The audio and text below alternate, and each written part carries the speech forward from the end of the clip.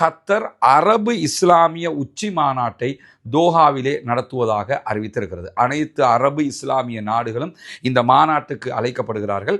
இதற்கான மிக முக்கியமான பல காரணங்களில் முதன்மை காரணம் என்னென்னு சொன்னால், இந்த மாதிரியான ஒரு சூழலில் அரபு நாடுகள் அத்தனையும் எங்களோடு இருக்கிறார்கள் என்பதை உலகுக்கு காட்ட வேண்டிய தேவை கத்தருக்கு இருக்கிறது. எனவே அதற்கு கத்தர் உடனடி அழைப்பை விடுத்திருக்கின்றன. உலகளாவிய இஸ்லாமிய அரபு நாடுகள் அத்தனையும் இந்த மாநாட்டில் கலந்து கொள்வதாக அறிவித்திருக்கிறார்கள். குறிப்பாக தோஹா கத்தார் மீது இஸ்ரேல் நடத்திய கோழைத்தனமான தாக்குதல்களை நாங்கள் கண்டிக்கிறோம், அது தொடர்பாகத்தான் இந்த மாநாட்டை நடத்த இருக்கிறோம் என்று சொல்லி கத்தர் அறிவித்திருப்பது மட்டுமல்லாமல் ஞாயிறு திங்கள் ஆகிய 2 நாட்கள் இது தொடர்பான முழுமையான மாநாடு தோஹா கத்தாரிலே நடைபெற இருக்கு. ஏன்னா இந்த மாநாடை பொறுத்தவரையில் இவங்க மாநாடு நடத்தி என்ன பண்ண போறாங்க என்கிற ஒரு கேள்விக்கு முன்னாடி இந்த மாநாட்டினூடாக ஒரு முக்கியமான நலவு நடக்க இருக்கிறது. என்னன்னா, இப்பொழுது தோஹா கத்தாருக்கு மட்டுமல்ல முழு அரபு தேசங்களுக்கும் 2 விதமான நிலைப்பாடுகளைத்தான் அவர்கள் எடுக்க முடியும். ஒன்றோ டு அல்லது டை தான் அவர்கள். ஒன்றோ அவர்கள் பாலஸ்தீனத்திற்கு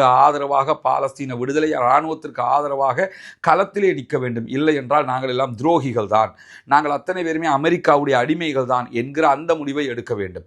ஆல்ரெடி அமெரிக்காவுக்கு எழுதி கொடுத்த கொத்தடிமைகளாக இருக்கிற நிலையில தான் கத்தர் மீது தாக்குதல்களை அமெரிக்காவினுடைய ஆதரவோடு இஸ்ரேல் நடத்தி இருக்கிறது. இந்த நிலையில் சவுதி அரேபியா பின்னர் வெளியிட்டிருக்கக்கூடிய 2வது கட்ட கண்டனங்களில் கத்தர் என்ன முடிவை எடுத்தாலும் எங்களுடைய அனைத்து வளங்களையும் பயன்படுத்தி கத்தரோடு நாங்கள் நிற்போம் என்கிற ஒரு வாசகத்தையும் சவுதி அரேபியாவினுடைய இளவரசர் முகமது பின் சல்மானுடைய பெயரிலேயே சவுதி அரேபியா வெளியிட்டிருக்கிறது. எனவே தற்போது அரபு நாடுகள் அத்தனைக்கு மத்தியில் நம்ம நாட்டுக்குள்ளேயும் உள்ள புகுந்து இஸ்ரேல் இது மாதிரியான தாக்குதல்களை இனிமேல் நடத்துவார் என்கிற ஒரு பயம், அச்சம் தற்போது உருவாகி இருக்கு. ஏன்னா மத்திய கிழக்கில் இருக்கக்கூடிய அரபு நாடுகளுடைய வரலாற்றில் இஸ்ரேல் உருவாக்கப்பட்டதுல இருந்து அரபு தேசத்துக்குள்ள, அதாவது மத்திய கிழக்குக்குள்ள இஸ்ரேல் புகுந்து ஒரு தாக்குதலை நடத்தியது என்பது இதுதான் முதல் தடவையாக இருக்குது. 1967 அரபு இஸ்ரேல் அந்த யுத்தங்கள் எல்லாம் நடந்து முடிஞ்சதுக்கு பிறகு இப்படியான ஒரு தாக்குதல் நடத்தப்படவே இல்லை.